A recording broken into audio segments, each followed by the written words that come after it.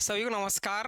प्यारे साथियों, LT grade और ईएमआरएस टीयर 2 के लिए आप तैयारी कर रहे हैं तो हम प्रश्नों को किस टाइप से लिख सकते हैं, ये एक तरीका आपको मैंने बताया। जैसे एक छोटा सा प्रश्न आपके सामने है, घनानंद के व्यक्तित्व और कृतित्व की समीक्षा करें। तो हमें प्रश्नों को कैसे लिखना चाहिए, मतलब उत्तर को कैसे बनाएं, अच्छा बेहतरीन उत्तर कैसे बने, शब्द चयन कैसा करें, विराम चिन्हों का ध्यान रखें, शब्द शुद्धि का ध्यान रखें, एक पंक्ति में कितने शब्दों का हम चुनाव करें, इन सब चीज़ों पर आपको ध्यान देना पड़ेगा। और अच्छी भाषा शब्दावली, साहित्यिक भाषा और आपका जो शब्द चयन है वो श्रेष्ठ कैसे हो सकता है, तो आपको एक अच्छी तैयारी मैं करवा रहा हूँ बहुत शानदार तरीके से। मतलब आपका कोई प्रश्न बाहर जा ही नहीं सकता इस टाइप से, चाहे वो हिंदी साहित्य हो, चाहे व्याकरण हो, चाहे भाषा विज्ञान हो। टीजीटी में तीन ही चीज़ आने वाली है। और आपका पीजीटी में जो एक्स्ट्रा चीज़ें हैं, व्याख्या जिनकी करनी है आपको, वो व्याख्या भी मैं आपको ऐसे ही पढ़ाऊंगा। जैसे आप घनानंद पे बात करें तो रीतिकाल में रीति मुक्त काव्य धारा के स्वच्छंदतावादी काव्य धारा भी इसको कहते हैं, प्रेम काव्य भी इसको कहते हैं। प्रतिनिधि कवि घनानंद है। इसका जन्म हमने लिख दिया है 1689 और 1739 में इनकी मृत्यु है। तो आप देखेंगे घनानंद का परिचय दिया, लाक्षणिक मार्मिकता और प्रेम की पीर के कवि के रूप में जाने जाते हैं। उन्होंने सुजान, अब देखो सुजान के मतलब दो होते हैं, सुजान इनकी प्रेमिका भी है और सुजान भक्ति के रूप में कृष्ण भी है। तो सुजान प्रेमिका या कृष्ण के अलौकिक विरह को जिया है घनानंद ने। और ये प्रेम ही जो इन्होंने अलौकिक प्रेम जिया था, ये बाद में कृष्ण भक्ति में परिणत हो गया था।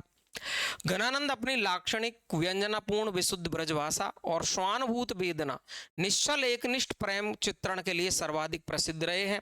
यदि हम आगे बात करें तो घनानंद के व्यक्तित्व पर इनका जो जन्म स्थान है या जन्म है वो फिक्स नहीं है। तो इसलिए मैंने आपको लिखा है 1689 ईस्वी दिल्ली के आसपास हुआ बताया जाता है, मतलब फिक्स नहीं है। मृत्यु 1739 नादिर शाह के समय हुई बताई जाती है, मतलब ये भी फिक्स नहीं है। तो आपको एस टाइप से परिचय देना है। आश्रयदाता है दिल्ली के बादशाह मोहम्मद शाह रंगीले हैं, जो सब जानते हैं आप। मीर मुंशी के पद पर काम करते थे और दरबार में कविता सुनाते थे। प्रेम की पीर के कवि है। रामचंद्र शुक्ल ने घनानंद को प्रेम की पीड़ा का कवि कहा है।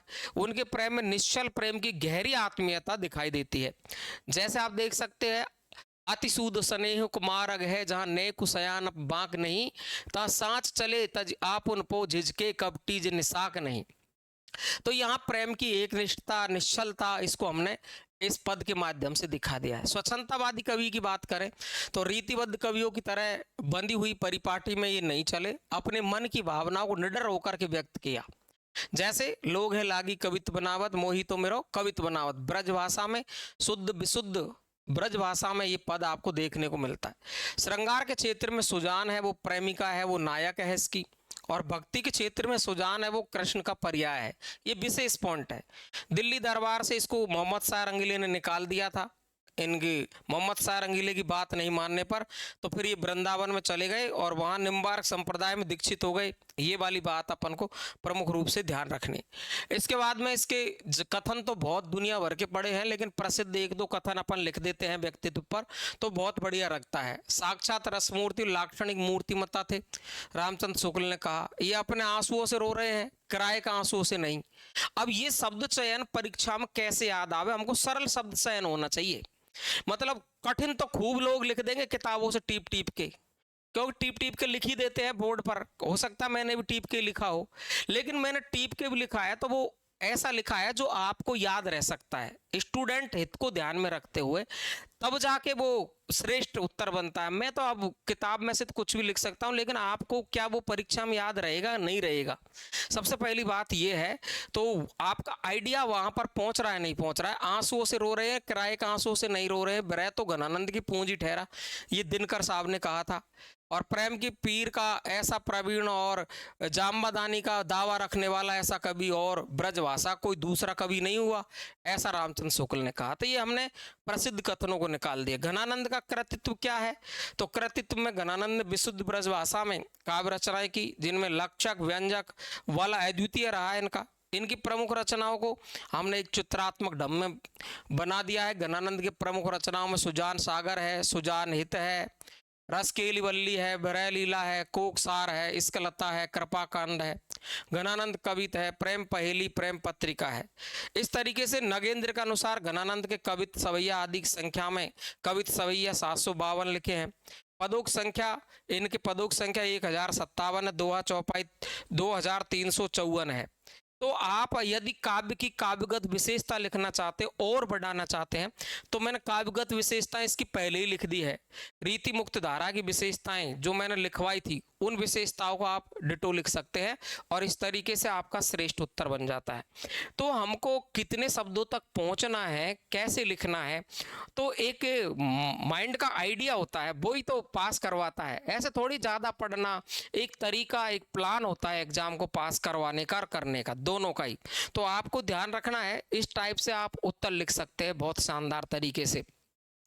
और इसके अलावा आइडिया आपके क्या हो सकते हैं, यानी और प्रश्न कहाँ से आ सकता है, कौन सी किताब से वो प्रश्न बना सकता है, वर्तमान में क्या क्या चीजें वो सोच सकता है एग्जामिनर, वो कहाँ की किताब को उठा सकता है, ये आइडियाज, मैं अंदरूनी आइडियाज जो मैं आपको बताता हूँ ऐप पर कि ये प्रश्न यहाँ से भी बन सकता है। इसके अलावा और कौन सी किताब से ये प्रश्न बनेंगे इस टाइप के।